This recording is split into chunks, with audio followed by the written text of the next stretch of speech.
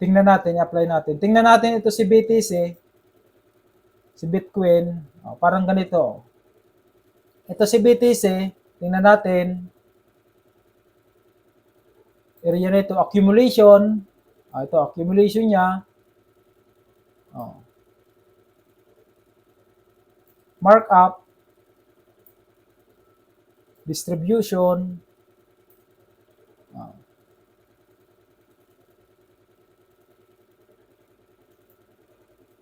Markdown. Accumulation ulit. So, alam natin kung saan tayo bibili pag ganito. Ito, possible na pag break out niyan dyan, ibig sabihin, confirm ito na accumulation. Confirm siya na accumulation kasi be-breakout niya.